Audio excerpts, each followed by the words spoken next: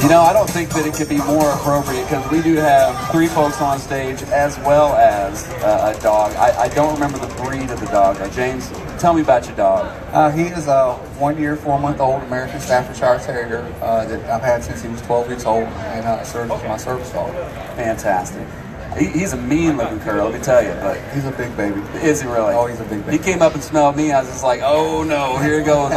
Now, I had an early childhood trauma with the dog, just to let everybody else in on that. And so I take that first step back, and dogs can pick up on that. They know that they got the upper hand. Mm-hmm. So, beautiful dog, though. And thanks for bringing him up. Thank you. Probably the best well-fed dog I think I've seen on this stage. That's 80 pounds of shotgun right there. That's right. I'm joined by Prime, and that's Jim Guthrie, who's the Director of Recruiting. Jim, thanks for coming on and saying hello to us. How are you? Great, thank you. We appreciate it. We're glad to be here.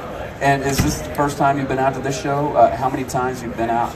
We come to the show annually. We don't have a booth this year, but we come and visit and visit with vendors and other carriers to see what's happening. It's fantastic. Yeah. Well, it's great to meet you. Yeah. I always like meeting new folks and getting to know a little bit more about what it is you guys do. And Shannon Courier, she is the Director of Philanthropy and Development.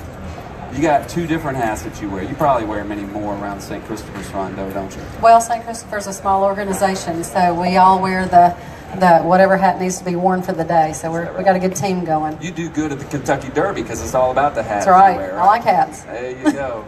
All right. Well, thanks for coming on and saying hello to us. First off, I want to talk a little bit about Prime. The reason we're here is to let folks know about opportunities. A lot of it has to do with equipment. We have technology that you can look at, but then one of the wings specifically is all about driver recruitment. So let's talk a little bit about Prime. Give me some of the highlights of what it is about Prime that people would love. Well, you talk about opportunity. That's really the foundation of Prime. There are tremendous opportunities right now. We're a company that's had excellent growth throughout the years. Great list of customers. We have the industry's best drivers, hands down. Outstanding equipment, all new equipment. The best pay packages in the industry, and we also have our incredible training program. For CDL instruction, and that's industry leading as well. So tremendous opportunities at Prime. It's a great time to be in trucking. Incomes are at all-time highs, and like I said, it's just it's a very robust freight market, and it's a great time. Great.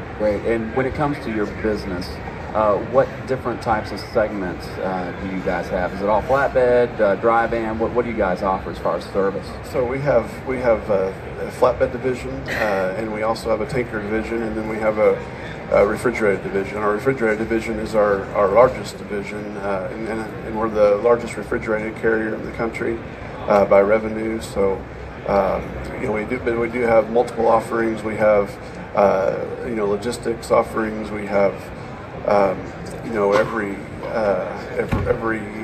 different career path available to anybody who's interested.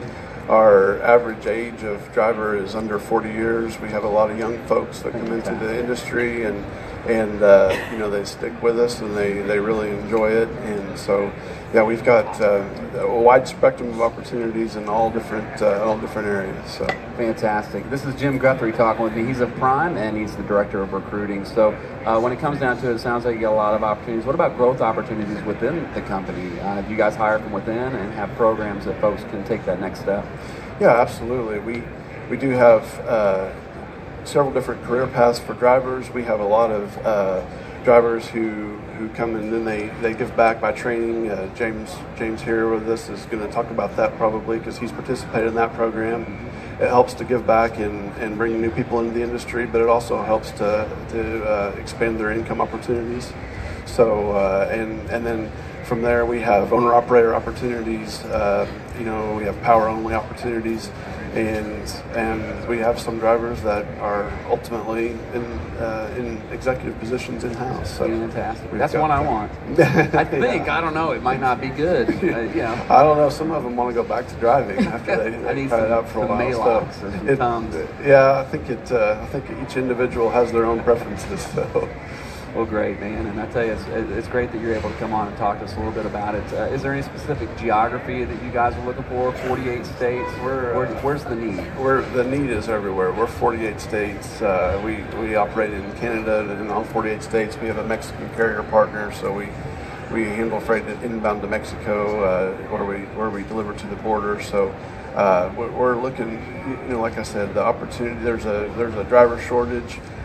We are always at the front of the pack with our competitors in working on making life better for drivers, because that's really what it's all about. We're a very driver-centric company, and every day, we all live and breathe the culture of driver-centric, and what can we do to make it better for drivers, not only for Prime, but for drivers in the industry as a whole. So we're always working with customers and different shippers to make the terms better, do things to make the life better for drivers. No detention,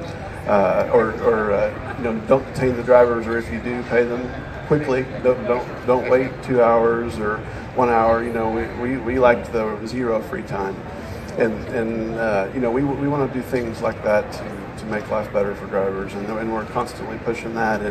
And with this robust marketplace that we're in, we've all of the carriers have the ability to really do some right thing, get some things right that maybe haven't been right in the past, and some of that is these accessorials and detention pay and fuel surcharge and better treatment of drivers, because that's what it's all about ultimately in this industry is the drivers. And I'm going to grill you with a couple more. A lot of folks always ask, they say, hey Casey, you need to ask this question and that, and there are two questions: rider policy and pet policy. I think I know the pet policy, but tell me about rider policy. Absolutely, and we allow passengers. We have a very liberal passenger policy, because we understand that's something that's important to drivers, and pet policy is no issue there either. We have a pet policy that allows pets, whether you're in a company truck or in a lease truck, or if you own your own truck, of course. So we've got that taken care of, because we love pets. That's fantastic. Even the big dogs like that. We've got people with very large dogs. A lot of times the large dogs are less destructive than the smaller dogs. Oh yeah. But think about it, it might even lower your insurance a little, because you got an alarm system on the truck right there. Yeah, absolutely. I think that I couldn't imagine being an over-the-road driver without having my companion with me, and I know that our ownership and everybody in the company feels the same way, and a lot of drivers, they utilize that. So fantastic. Jim Guthrie with Prime, and so Shannon, I'm going to throw it over to you a little bit. Shannon Courier, Director of Philanthropy and Development with St. Christopher Truckers Relief Fund, and was very instrumental in setting this up, and thank you for that. You came to me and said, hey, we got a huge announcement. Before we talk about that, though, I want to know a little bit about the Keys to Progress program. Can you touch on that just a bit? I can. Progressive Commercial wanted to do, Progressive in general has a Keys to Progress program, and they've been doing this for 5 years, and they've been awarding vehicles to veterans in need on the personal side. But like bicycles? Cars. Cars, yes. People that need cars, that are veterans, that just didn't have the means. So they've been doing that for 5 years. They've given out over 500 cars. And so how can I get one? I know. One. Well, I gotta get with them. Got to get in the military is all I can tell you. Okay. Well. So what they decided to do this year, they said, we've been doing this, but they became the number one insurance carrier on the commercial side, and so they're like, we really need to give back on the commercial side, and so they wanted to step out and award a commercial truck to a driver that was also a veteran. And so we have worked with Progressive for several years. They have been supporters of ours, and so they made a call and said, you are the ones that are in touch with the drivers, and we have a lot of veterans that we talk to, and we have great contacts in the industry, and so they wanted us to get the application out there and get the applicants in, do some interviews of those people, and do a recommendation of who the applicant for this truck should be, the recipient of this truck should be. So we had a great application process, and obviously, we have a winner. We have a winner. That is fantastic. So, James, hey man, Number one, congratulations. We don't know what it is yet. I was asking earlier, we don't know what the truck is. We know a little bit, but not too much. So we won't talk about that. I want to hear about you, man. Number one, I know you're a military veteran. I want to say thank you for serving your country and my family, because by you standing up on that line, you protect me. So thank you very much. And I think it's a wonderful form of recognition for them to say, hey, we're going to throw this guy out there and see if he can maybe win this thing. So first of all, talk about your military history, branch of service, when you served, where you served, and we'll go from there. Okay, well, I joined the military, Army, October 2003.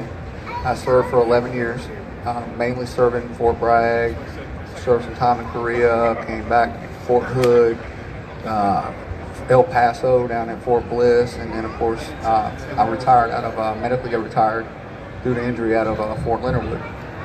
That's where I decided to plant my roots and go on with life is beautiful Missouri. So Missouri? Yeah. I heard it called misery. What's the truth? Is it misery or Missouri? Depends on if you're a city person or an outdoors person. I'll just leave it at that. Okay. I'm taking it you're more the outdoorsy type. Absolutely. There you go. Absolutely. Now, Fort Leonard Wood, is it close to the Boot Heel? No, it's actually pretty much almost central in the state. Is it? Okay. Just go straight down 44 and it's right there in the little town of St. Roberts. Fantastic. Yep. And so when you got out of the military, did you jump right into trucking? Did you take some time off? How did that work? No, I took some time off. I needed to heal. I needed time to heal. Everybody that asked that question, 3 years ago when I first got out, I was not the person I am today. I went through a lot of healing, a lot of mental healing, a lot of physical healing, and just one day decided to make a change. Something in my life needed to change. I was not headed in a good direction. A lot of good friends, a lot of members that I served with, which 36 members of my former platoon from Afghanistan talked to at least weekly. And a lot of them just, were there. Just like always, I could call them, get hold of them, however, and they're right there. And they pulled me out for my support system. I decided I'm ready. I want to get back to, what I had started before the military. Once I got back into it, I did not realize how much it was going to help me. Getting back into that truck, breathed life, finished it. I guess you could say it polished it. It polished a broken body, a broken mind, and enabled me to see this country and remember why I served. And remember why I was doing it for the people, and it's just been a blessing ever since. And now it's a continued blessing. Yeah, well, now you can give a little bit of that back. You enjoy the open road with it, and you got Sergeant. I mean, Absolutely. Hey, I keep my best four-legged friend with me all the time. he keeps me straight. There you go. This blessing that I got from Progressive and from St. Christopher's Fund, it's going to continue to give. I don't want to stop there. I don't want it to stop there. I look to help other veterans. I talk to other veterans constantly. I ride with one. We serve together. I'm training him to take on a prime, and that's what I want to do. I'm going to do it, and all that basically Shannon, St. Christopher Fund, and Progressive did is they enabled it. Fantastic. Well, I don't know if any folks out there, I'm sure they have, but the movie American Sniper, I think that raised a lot of awareness about the true issue of post-traumatic stress disorder and how military vets come back into the civilian life, and all of a sudden they're struggling with making things work. And it sounds like you found